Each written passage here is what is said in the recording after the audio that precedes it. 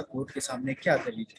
याचिकाकर्ता का कहना था कि जो पुरानी नीति से सेना में भर्ती किए जा रहे थे उसी नीति को आगे भी चालू किया जाए, लेकिन दिल्ली हाईकोर्ट ने सबसे पहली बात यही कहा कि ये तर्क संगत नहीं है। अब जबकि अग्निकोट की योजना की पूरी रोड मैप तैयार हो चुकी है, उसे इस समय रोकना किसी भी विकासशील देश के लिए अच्छी बात नहीं है। सबसे बड़ी बात यह है कि 23 याचिका दायर की गई थी दिल्ली हाईकोर्ट में और 23 याचिकाओं को दिल्ली हाईकोर्ट ने तर्क संगत न बताकर खारिज कर दिया। लेकिन सबसे पहले ये जानते हैं कि आखिर ये इतनी सारी याचिकाएं दिल्ली हाईकोर्ट में पहुंची कैसे। तो 14 जून 2022 को जब अग्निपथ योजना पेश किया गया देश के सामने, तो देश के कई राज्यों में अलग अलग कोर्ट में इनके लेकर याचिका दायर की गई। तो सारी याचिकाएं पहुंची सर्वोच्च न्यायालय। सर्वोच्च न्यायालय के पास काफी केस पहले से पेंडिंग पड़ी हुई थी, तो सर्वोच्च न्यायालय ने कहा कि फिलहाल मेरे पास इन याचिकाओं को सुनने का समय नहीं है, तो ऐसा करते हैं कि ये सारी याचिकाओं को दिल्ली हाईकोर्ट ट्रांसफर कर दिया जाए। तो ये सारी याचिकाओं को दिल्ली उच्च न्यायालय में ट्रांसफर कर दिया गया।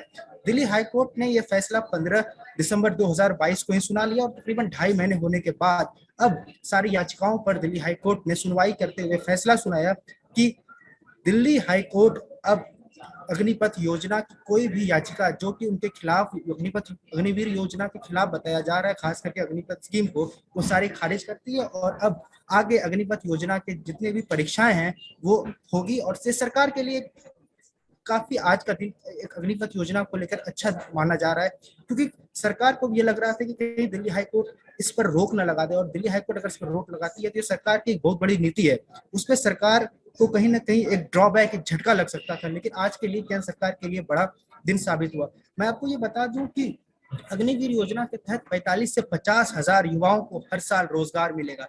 17.5 साल से लेकर 21 साल की पहली योजना थी, लेकिन तकरीबन 7 राज्यों में हुए उपद्रव, जिसमें बिहार, उत्तर प्रदेश, मध्य प्रदेश, राजस्थान शामिल थे। फिर सरकार ने सोचा कि अगले 2 साल तक के लिए 21 साल से बढ़ाकर 23 साल कर दिया जाए, और यह अभी स्कीम 7.5 साल के युवाओं से लेकर 23 साल तक है। सरकार का कहना यह है कि इसमें देश में युवाओं की संख्या सबसे ज्यादा है। 60% से ज्यादा इस देश में ऐसे युवा हैं जिनकी उम्र 17 साल से लेकर 30 साल के बीच में है। तो और खास करके आज के वक्त डिफेंस सेक्टर में युवाओं की ज्यादा से ज्यादा जरूरत है, क्योंकि डिफेंस सेक्टर में टेक्नोलॉजी का इस्तेमाल ज्यादा किया जा रहा है और टेक्नोलॉजी को युवाओं से बेहतर कोई नहीं समझ सकता है। इसलिए सरकार की सबसे पहले ये योजना थी कि डिफेंस सेक्टर में ज्यादा से ज्यादा युवाओं को भर्ती किया जाए।